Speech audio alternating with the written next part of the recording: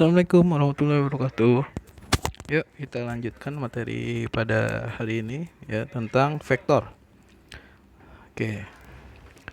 Penjumlahan vektor, urai vektor. Pengertian vektor merupakan besaran fisika yang dikelompokkan menjadi dua, yaitu besaran skalar dan besaran vektor. Besaran vektor adalah besaran yang mempunyai nilai dan arah.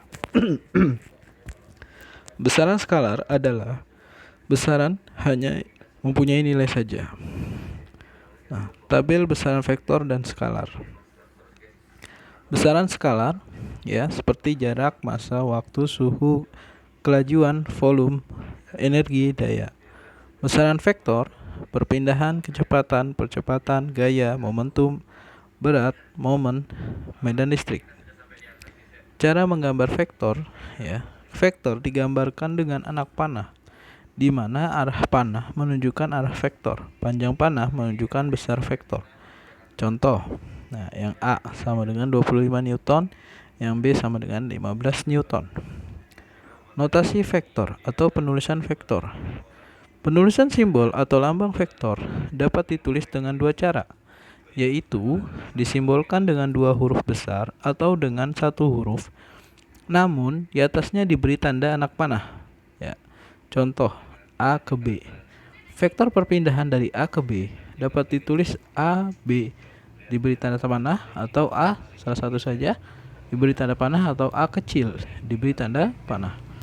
Disimbolkan dengan dua huruf kapital atau satu huruf yang dicetak tebal. Contoh, vektor perpindahan dari A ke B dapat ditulis A, B dengan huruf kapital, atau A saja, atau A kecil. Nah, penjumlahan vektor. Ada ya beberapa metode penjumlahan vektor. Yang pertama metode segitiga, yang kedua metode jajar genjang, yang ketiga metode poligon. Metode segitiga, metode ujung panah bertemu pangkal panah. Nah, contohnya itu ada panah A, panah B, lalu disuruh menentukan berapa resultan A plus B, dan yang B adalah resultan A min B. Nah, bisa kalian lihat di situ A digabungkan dari ujung panah dengan pangkal panah, lalu ditarik garis lurus dari pangkal panah A sampai ke ujung panah B. Itu adalah besar resultan, itu yang A. Nah, yang B kalian bisa lihat A min B. Karena negatif maka dia ke arah yang bersumbu negatif ya, A min B. Karena ujung ketemu pangkal ya, lalu resultannya adalah dari ujung panah A ketemu dari pangkal panah A bertemu dengan ujung panah yang di B. Tapi ingat, dia itu negatif. Oke. Lalu kedua, metode jajar genjang. Metode pangkal panah bertemu pangkal panah. Nah, contohnya A dan B. Itu pangkal panah bertemu pangkal panah, lalu ditarik garis dari tengah pangkal panah tersebut membentuk jajar genjang. Tentukan resultan A plus B. Nah, itu kalian bisa lihat di situ R sama dengan, yang kedua R sama dengan A min B. Nah, kalau min B berarti dia ke bawah, ke arah sumbu negatif. Kalau resultannya ditarik dari pangkal panah tengah-tengah antara A dan min B. Lalu metode poligon ya, ini adalah metode pengembangan segitiga. Contohnya seperti itu. Kalian bisa lihat di situ ini adalah pengembangan dari metode segitiga, yaitu ujung bertemu dengan pangkal bertemu dengan ujung bertemu dengan pangkal, lalu bertemu dengan pangkal lagi. Nah, resultannya adalah ditarik garis lurus dari pangkal sampai ujung batas akhir.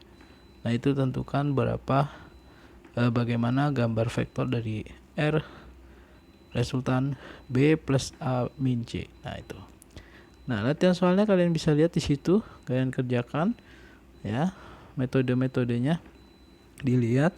Tambahan materi ya, menyatakan suatu vektor.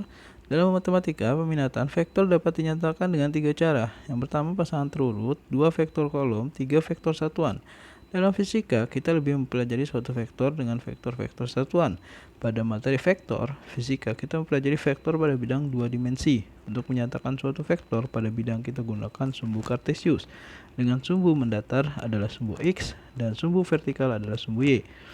Vektor satuan pada sumbu X adalah dilambangkan dengan I dan vektor satuan pada sumbu Y dilambangkan dengan J. Perhatikan, I dan J merupakan dua vektor satuan yang saling tegak lurus dengan besar I sama dengan J sama dengan 1. Nah, kalian bisa lihat di situ bentuk model grafiknya.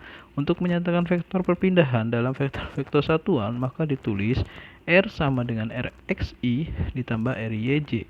Besar resultannya sama dengan akar Rx kuadrat plus Ry kuadrat. Ini adalah seperti hukum Pitagoras. Arahnya menggunakan tan alfa sama dengan Ry dibagi Rx. Nah, itu. Nah, ini ada contoh soal, kalian bisa pahami dan kalian kerjakan latihan soal nomor hanya satu soal saja. Ya, itu saja. Assalamualaikum warahmatullahi wabarakatuh.